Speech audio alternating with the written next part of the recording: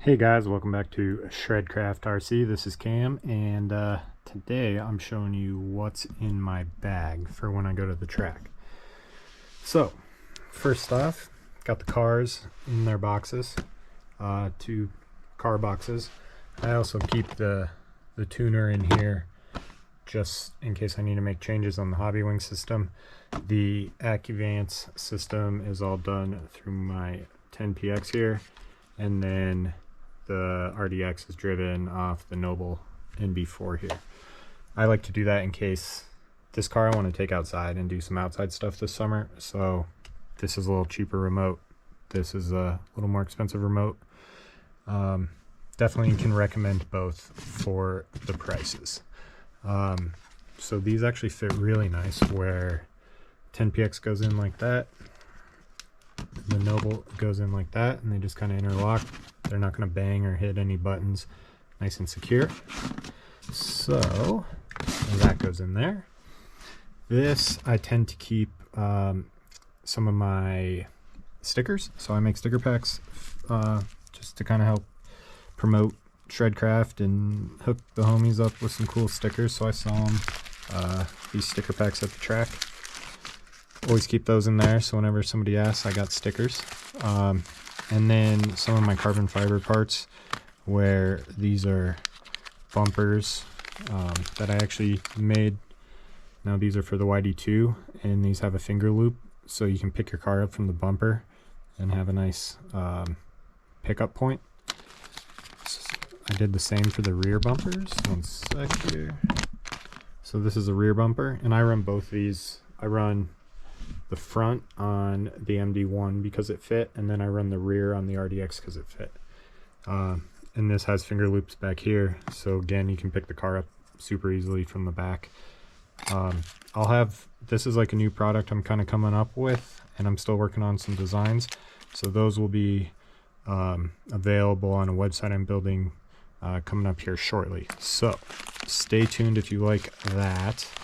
Along with the RDX, I'll be making specific bumpers for the RDX as well. So people have found out that those bumpers work with the GOM and a few other of the cars that use a similar mount to the YD2. So this is the Yokomo pit bag. RDX goes in the top there, and the MD1 will slide in here. Sorry for this. Trying to do this one-handed. And then this box, what also goes in there is, let me show you. Whoops. So I always keep tools. I have a separate set of tools, typically just for my track bag, so I don't have to keep pulling them in and out of my desk. I have a cheap set of the Hobby Park wrenches. I carry a 3mm, a 2mm, a 1.5 mil, and then a 2.5. So those are in there. I keep a 7 mil hex driver for the wheel nuts. Same thing with a 5.5 wheel nut hex driver.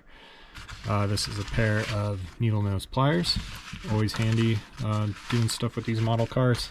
I also keep a little hobby knife in case you need to trim plastic, anything like that, and a Sharpie there. On the back side here, I have my little wrenches, little tools, just in case you need a backup. Always good to have a backup, and they're small, they fit in there. I also carry a little baggie of shims, wheel hexes, pinions, different size spacers, extra body clips, stuff like that, small washer shims, the little instruction manuals for your gyro or your servo or your ESC. I keep the accompany one in here, just in case you need to look something up while you're at the track, change anything. This is another bag of plastic spacers and shims, just in case you need those at any point at the tracks. You know, screws fall out, shims fall out. It's good to have spares and extras. I also keep this little camber gauge, a quick, easy one, so you can just set it down, check your camber, make a quick adjustment if you need to. It's good to have everything handy and readily available. Now something else that I keep in my bag that I don't think a lot of people do, but this goes back to my old track days, is I'll just keep a notebook and a pen in case I make changes. I want to be able to remember them. Sometimes you don't remember. This is actually, I mean, I don't know if you can read this, but from 2018 with Chelsea DeNofa taught us, came out to Colorado and taught a drifting school. So I took notes of all the in-class stuff that he taught us. And then also I made notes of every track event that I went to with my real car, and I document tire pressure, how the car was driving, changes that I made to the car and how they affected that day, changing the differential in the car, blah, blah, blah, all stuff like that. So I figured it'd be handy to have that for the RC drift cars. So I started this page for the RDX. I started driving the kit totally stock, talked about the gear diff oil and the Yokomo gear diff that I started with, the stock shocks, my thoughts on driving impressions, also the changes I made. So when I added the big bore shocks, when I added the different pistons, when I changed to a thicker shock oil, the diaphragms, I also shimmed the shock tower in the front. I shimmed the shocks out in the rear. Talk about the hole position for the rear arm, and also shimming the front upper arms. I had documented the weight with the battery at this point before I added titanium. Added my impressions. I added the electronics that I had changed with the servo, the ESC I'm using, the motor I'm using, the degrees of timing on the motor, and then my quick settings in the ESC for turbo, boost, wind boost activates.